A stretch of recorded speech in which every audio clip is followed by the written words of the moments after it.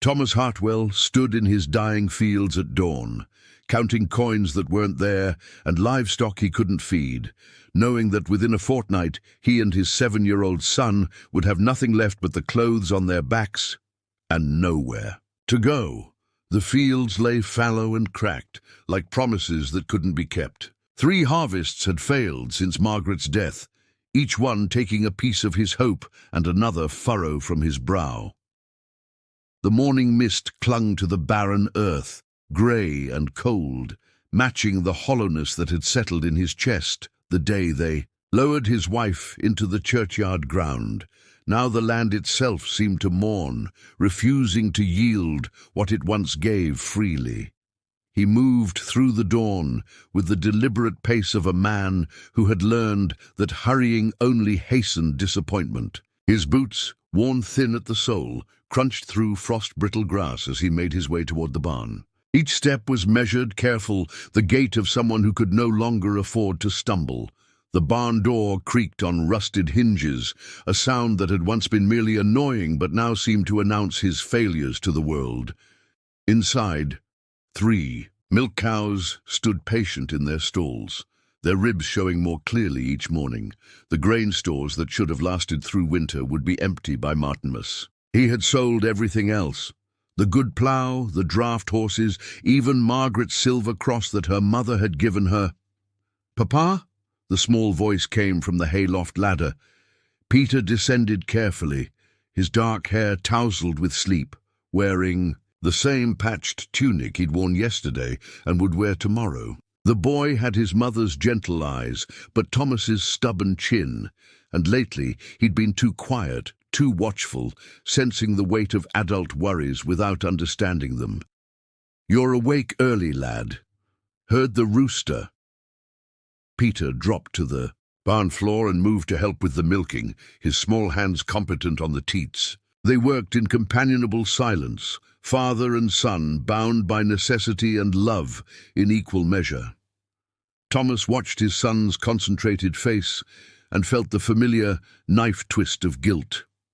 The boy deserved better than this, better than a father who jumped at every approaching horse, wondering if it carried the bailiff. Better than thin soup and darned clothes and the constant gnawing fear that tomorrow might be the day they lost their home. The parchment in his coat pocket crinkled as he shifted, the formal script spelling out terms he could not meet and consequences he could not bear. 30 days to settle his debts or forfeit the land that had been in his family for 4 generations. Peter looked up from his milking, smiled with innocent trust, and Thomas felt something harden in his chest. Not bitterness, but resolve. He would find a way. He had to. Thomas returned to the barn an hour later with Peter's breakfast, expecting nothing more than the familiar smell of hay and the soft lowing of cattle. Instead, he stopped dead in the doorway, his hand tightening on the wooden bowl of porridge. A woman lay curled in the far corner of the largest stall, nearly hidden beneath a mound of loose straw. But it was not the presence of a stranger that made his breath catch. It was the glint of silk beneath the golden stalks, the unmistakable shimmer of fabric that cost more than most men earned in a year. He set the bowl aside and approached slowly, as one might approach a wounded deer that could bolt or strike without warning. She lay motionless, her face turned away, dark hair spilling across the straw like ink on parchment. Her gown, though muddied and torn at the hem, was cut from deep blue velvet with silver thread worked into intricate patterns along the sleeves. Even unconscious and disheveled, she carried herself with an elegance that spoke of noble birth, as clearly as a herald's trumpet. Thomas crouched at a careful distance, studying her pale profile. Young, perhaps 20 years, certainly no more. Her hands, visible where they clutched the edges of a traveling cloak, were soft and unmarked by labor. No calluses, no scars, no trace of the rough work that marked his own fingers. Whatever had brought her here, it was not poverty. A dozen possibilities raced through his mind, none of them good. Runaway nobility meant angry fathers with armed retainers. It meant questions from local magistrates and attention from people, with power to crush men like him without thought.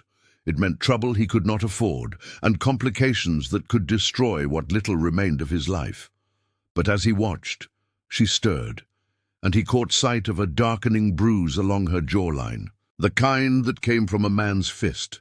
Her breathing was shallow, labored, and when she shifted he saw her wince even in sleep. Whatever she was running from had already hurt her.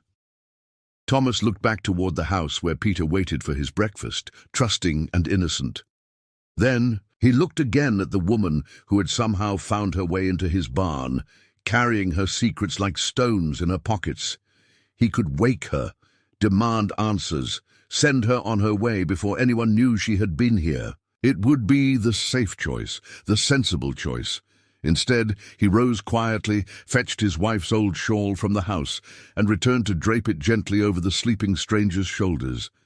When her eyes finally fluttered open an hour later, the first thing she saw was not anger or suspicion, but a weathered man with kind eyes offering her a cup of warm milk.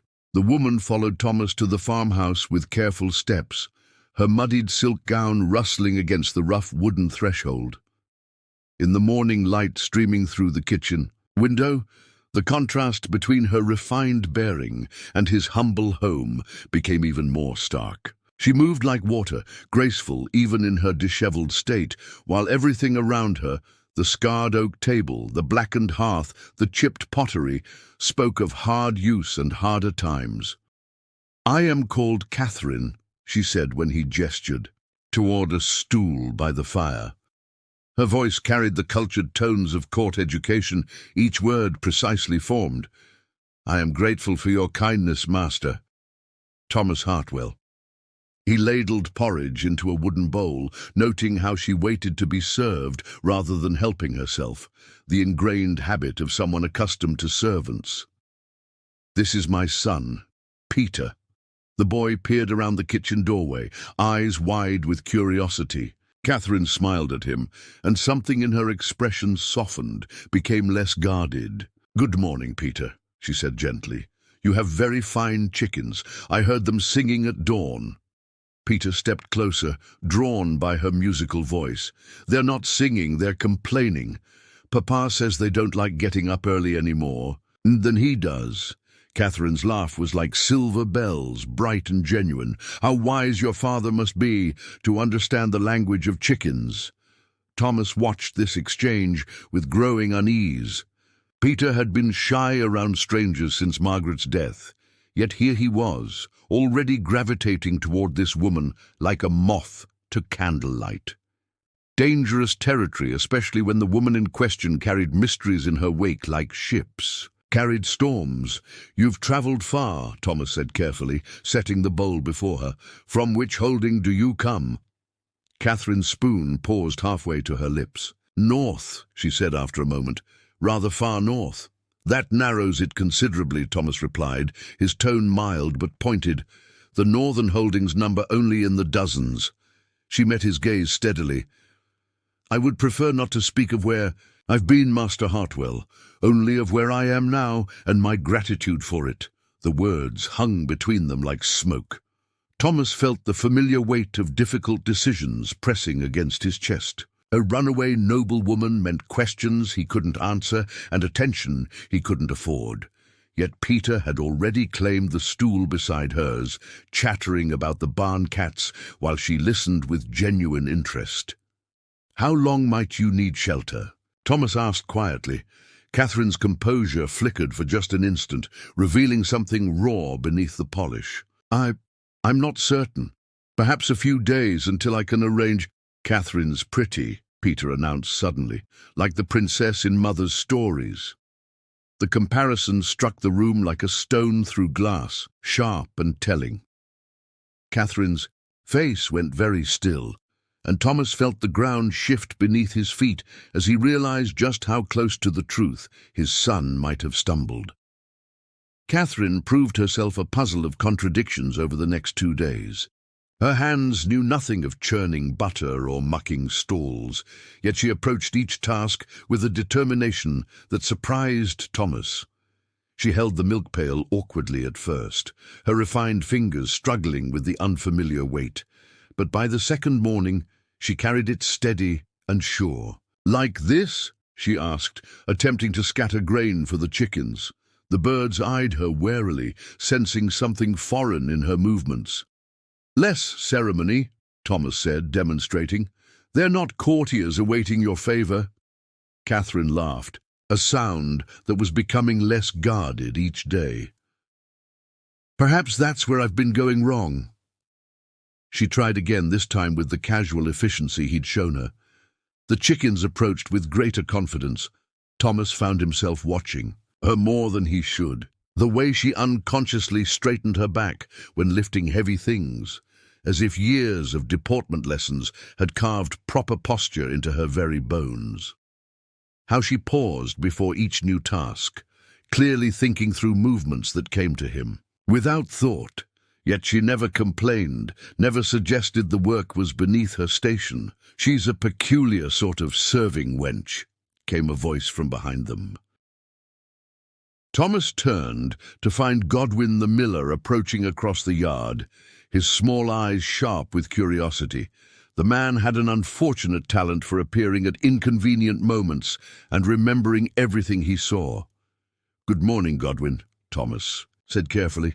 "What brings you by? Heard tell you'd taken in a traveller." Godwin's gaze fixed on Catherine, who had gone very still beside the chicken coop. "Interesting garments for someone down on her fortune." Catherine's travelling cloak, though muddied, still bore the unmistakable cut of expensive tailoring. Thomas cursed himself for not thinking to find her something more suitable to wear. "She's my cousin's widow," Thomas said, the lie coming easier than expected. "Come to help with the household tasks." "Cousin?" Godwin's eyebrows rose. "Which cousin would that be? I know your family's line well enough." "Distant cousin," Catherine said suddenly, her voice taking on a rougher accent that matched the local dialect. "From the Eastern Holdings. Lost my husband to fever last month. The transformation was remarkable. Gone was the courtly bearing, replaced by the tired slump of genuine grief. Even her face seemed different, plainer somehow, as if she'd dimmed her own inner light. Godwin studied her with the persistence of a man who made his living from other people's business. "Eastern Holdings, you say? Which lord do you serve?" "Served," Catherine corrected, and her voice carried just the right note of bitterness. "Lord Aldrich had little use for widows eating his grain." The name meant nothing to Thomas, but Godwin nodded slowly, apparently satisfied. Yet, as the miller took his leave, Thomas caught the calculating look in his eyes. They had fooled him, perhaps, but not completely. The fire had burned low by the time Peter's breathing settled into the rhythm of deep sleep. Thomas added another log, watching sparks climb toward the chimney like prayers seeking heaven. Catherine sat across from him in Margaret's old chair, her borrowed dress, one of his wife's simpler gowns, making her seem less like visiting nobility and more like someone who belonged beside his hearth. "You lied smoothly to Godwin today," Thomas said quietly. "The accent, the story about Lord Aldrich, you've had practice at deception." Catherine's hand stilled on the mending in her lap. "Not deception, survival. Tell me." The words hung between a them, not quite a command, but more than a request. Catherine set aside the torn shirt she'd been repairing, Peter's, with a split seam that spoke of too much wear and too few replacements. "My father is Lord Ashford of Ravenshollow," she said. "Finally, was his only child, his greatest asset in securing alliances." Thomas felt something cold settle in his stomach. Ashford. He knew the name, knew the reputation, rich lands, powerful connections, a man who collected debts and grudges with equal fervour. "He arranged my marriage to Lord Edmund Blackwater." Catherine's voice went flat, emotionless. 60 years old, twice widowed. His first wife died in childbed, they say. The second fell downstairs. Repeatedly. The firelight cast shadows across her face, highlighting the fading bruise on her jaw. Thomas understood now where it had come from. "I refused," Catherine continued, "said I would not marry a man who collected wives like trophies. Father disagreed with my decision." "So you ran." "I ran." She touched her jaw unconsciously. "On my wedding day, no less. Left my father standing before the altar with his profitable alliance crumbling around him." A bitter smile touched her lips. "I doubt he's forgiven the embarrassment." Thomas stared into the flames, processing the magnitude of what she'd told him. A lord's daughter, a broken marriage contract, the kind of political entanglement that could see a poor farmer hanged for harboring a runaway bride. "They'll be searching," he said. "Yes. Blackwater won't accept the insult quietly." "No.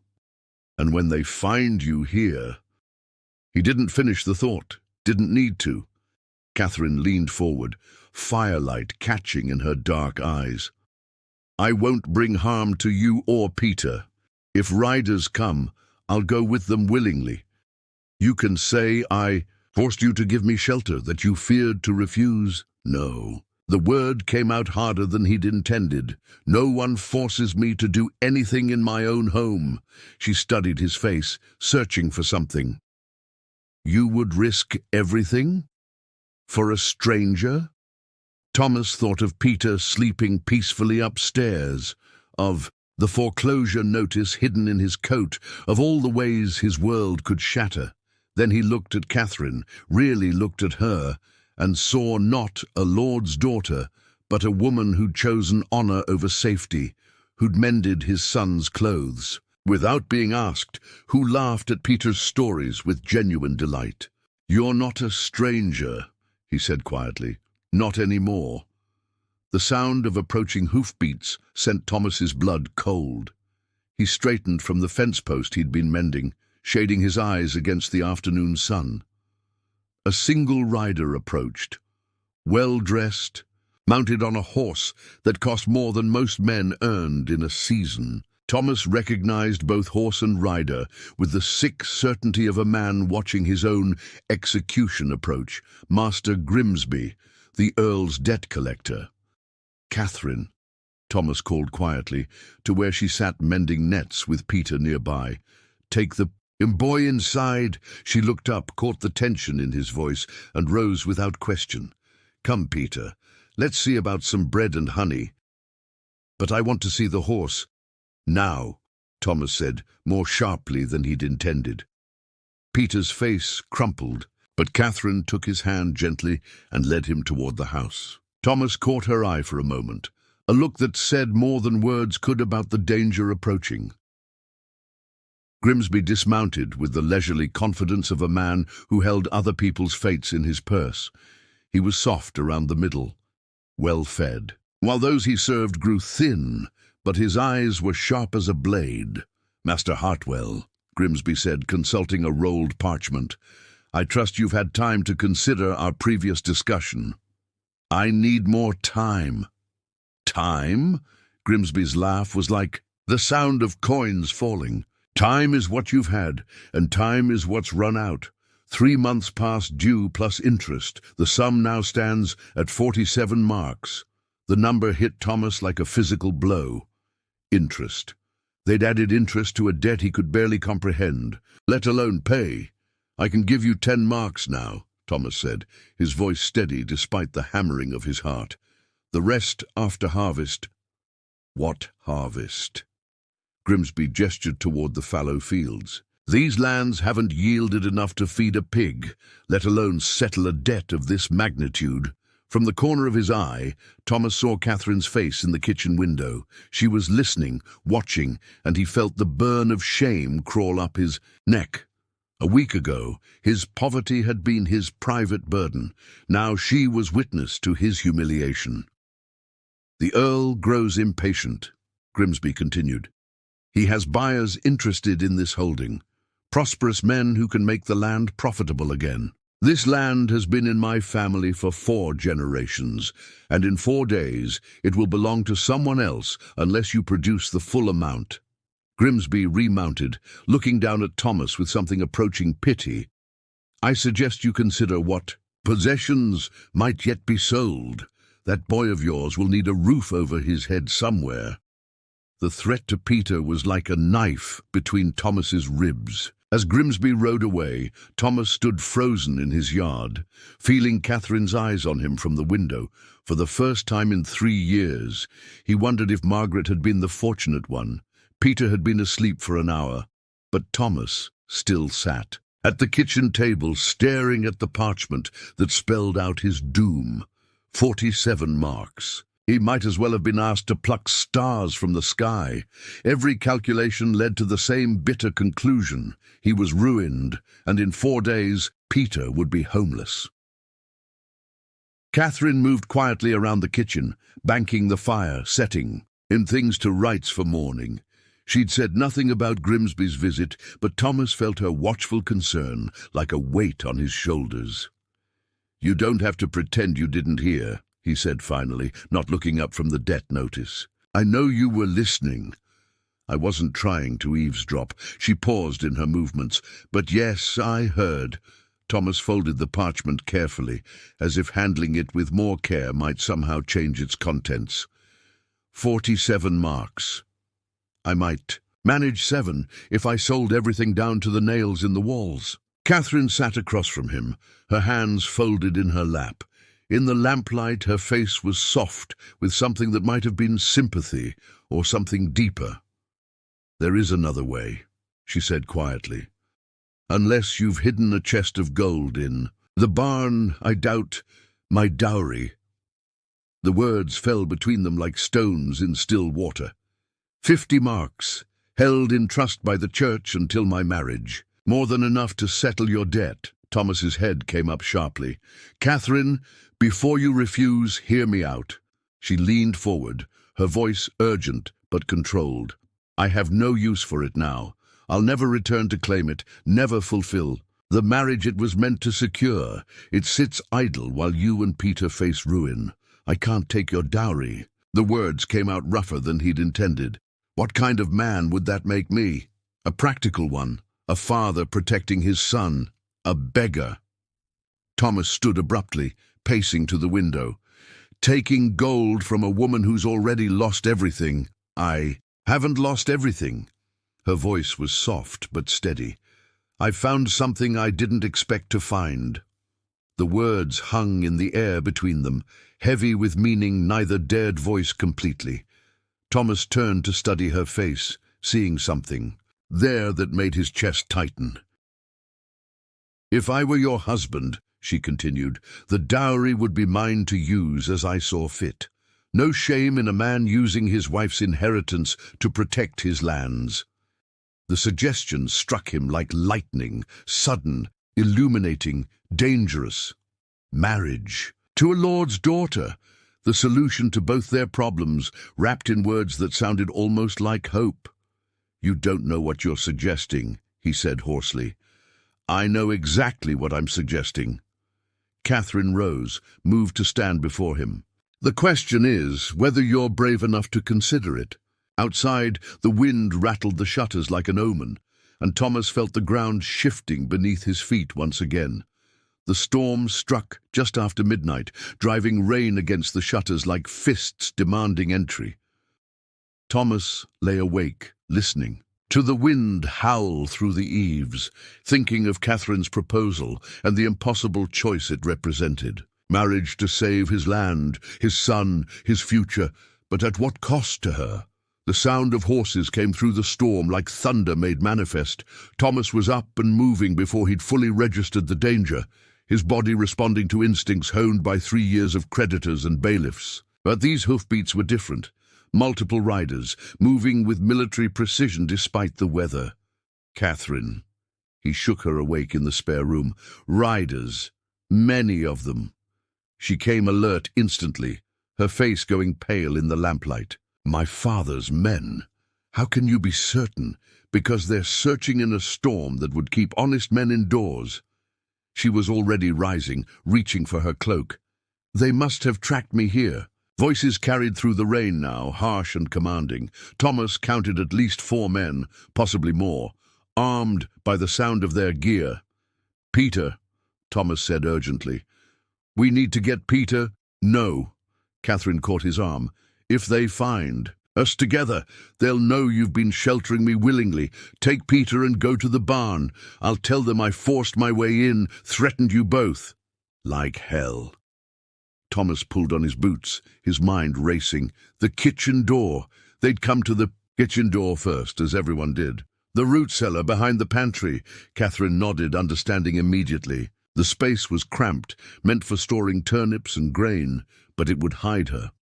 Heavy fists pounded on the door just as Catherine disappeared into the narrow space. Thomas pulled the false panel shut, scattered flour sacks to hide the seams, then moved to wake Peter. "Papa!" The boy rubbed his eyes, confused by the commotion. "Men outside, lad. Stay close to me." Thomas opened the door to 4 rain-soaked soldiers wearing Lord Ashford's colours. Their leader, a scarred man with calculating eyes, pushed past without invitation. "Search warrant," the man said, showing a soggy parchment. "Seeking a runaway. Young woman, dark hair, noble bearing. Goes by Catherine. Haven't seen anyone matching." "That description," Thomas said, keeping his voice steady. "It's just me and my son here." The soldiers spread through the house anyway, efficient and thorough. Thomas watched them rifle through his meagre possessions, his heart hammering as they approached the pantry. One soldier lifted a grain sack and peered behind it, then moved on. "Nothing here, Captain," one reported. The leader studied Thomas with cold eyes. "You're certain you haven't seen her? Lord Ashford offers a considerable reward." "I'm certain." After an eternity, they mounted up and rode into the storm. Thomas waited until the hoofbeats faded completely before freeing Catherine from her hiding place. She emerged, shaking, not from cold, but from something deeper. "They'll be back," she whispered, "with more men. We're out of time." They rode through the pre-dawn darkness in silence, the storm's fury spent, but its aftermath still dripping from bare branches. Peter sat before Thomas on the mare, half asleep and trusting, while Catherine walked beside them wrapped in his dead wife's cloak. The village church rose from the mist like a prayer made stone. Father Benedict answered Thomas's knock with the resigned look of a man accustomed to midnight emergencies. His weathered face creased with concern when he saw Catherine, taking in her fine features and the tension that radiated from both adults. "We need to be wed," Thomas said without preamble. "Now, before dawn." The priest's eyebrows rose. "Marriage is not a thing to be rushed, my son. The banns must be read, preparations made." "There's no time for banns." Catherine stepped forward, her voice steady despite the tremor in her hands. "I am being pursued by men who would drag me back to a fate worse than death. Marriage to this good man is my only protection under law." Father Benedict studied them both, his keen eyes missing nothing. "You understand what you ask? A marriage born of desperation rarely bears the fruit of happiness." "We understand," Thomas said, though he wondered if he truly did. Was this love, or merely the most practical solution to impossible circumstances? When he looked at Catherine's pale face in the lamplight, he felt something deeper than gratitude, warmer than mere alliance. The priest sighed but moved to gather his ceremonial items. "Peter, my boy, you'll stand witness for your father." Peter nodded solemnly, sensing the gravity of the moment even if he didn't fully comprehend it. "Is Catherine going to be my new mother?" The question hung in the air like incense. Catherine knelt before the boy, taking his small hands in hers. "Would you like that?" she asked softly. "Yes," Peter said without hesitation. "You make good porridge, and you know stories." Despite everything, Catherine smiled. "Then, yes, if you'll have me." The ceremony was brief, conducted by flickering candlelight, while the world still slept. Father Benedict spoke the ancient words with quiet dignity, his voice echoing in the empty church. When Thomas slipped Margaret's wedding ring onto Catherine's finger, the only ring he possessed, something shifted in the space between them. Not passion, not yet, but a recognition of possibility. By the authority vested in me by God and King, I pronounce you husband and wife, Father Benedict intoned. What God has joined, let no man put asunder. Thomas kissed Catherine's cheek chastely, formally, but her hand lingered on his arm afterward. They were bound now, legally and sacredly, for better or worse. As they emerged into the grey pre-dawn, light hoofbeats echoed from the village square, Lord Ashford's men, still searching, growing closer. "Come," Thomas said, helping Catherine onto the mare behind Peter. "Time to see if marriage truly offers the protection we hope." Dawn brought the strange reality of sharing a name without yet sharing a life. Thomas woke on the kitchen floor, where he'd insisted on sleeping, leaving Catherine the bedroom that had been Margaret's. The arrangement felt both proper and absurd. A married man sleeping apart from his wife, yet what else could he do? They were strangers bound by necessity, not lovers united by choice. Catherine emerged from the bedroom looking as uncertain as he felt, Margaret's simple brown dress transforming her from noble refugee to farmer's wife. Yet she moved through the morning tasks with growing confidence, as if the marriage vows had granted her permission to truly belong. "Good morning, husband," she said quietly, testing the word. "Wife," Thomas replied, the title feeling foreign on his tongue. Peter, blessedly oblivious to adult complications, chattered happily about having a mother again while Catherine prepared breakfast. She smiled at his innocent joy, but Thomas caught the flicker of uncertainty in her eyes. Were they doing right by the boy, building his hopes on such uncertain ground? The speculation began before the morning meal was finished. "Goodwife Hartwell," called Agnes the weaver from the yard, her voice pitched to Carrie. "Such wonderful news about your marriage." Word had spread with the efficiency of spilled water. Thomas opened the door to find not just Agnes, but 3 other village women, their faces bright with curiosity, poorly disguised as congratulation. "So sudden," Agnes continued, her sharp eyes taking in every detail of Catherine's appearance. "Though I suppose when love strikes, it strikes swift as lightning." "Indeed," Catherine replied smoothly, moving to stand beside Thomas. "When a woman finds a good man, she'd be foolish to let propriety delay her happiness." "And you've known each other how long?" pressed Mary the baker, whose tongue was sharper than her bread was sweet. "Long enough," Thomas said firmly, placing a protective hand on Catherine's shoulder. The gesture felt more natural than expected, and he noticed how she leaned slightly into his touch. "Your late wife would be pleased," Agnes added with false sweetness, "to see you settled so quickly after her passing." Catherine's spine straightened. Any woman would be honored to follow in Margaret Hartwell's footsteps. Thomas speaks of her with such love that I can only hope to earn a portion of the devotion he showed her. The response was perfect. Gracious, respectful, and calculated to shut down further probing. The women departed with polite smiles and frustrated curiosity, but Thomas knew they'd return with sharper questions. "You handled that well," he said once they'd gone. "I had good teachers in deflecting unwanted attention." Catherine touched Margaret's ring on her finger, "though I wonder if we've merely delayed the inevitable." Before Thomas could respond, Peter tugged at Catherine's skirt. "Mama Catherine, will you tell me about the princess again?" As she knelt to answer him, Thomas felt something shift inside his chest. Not love, not yet, but the first stirring of something that might grow into it.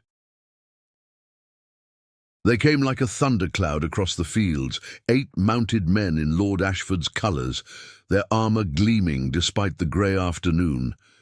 Thomas felt Catherine go rigid beside him, where they stood watching from the farmyard, Peter clutching her skirts with the instinctive fear of a child, sensing adult terror. Lord Ashford himself rode at their head, a man who wore authority like chainmail, tall, silver-haired, with the kind of bearing that expected the world to bend before it.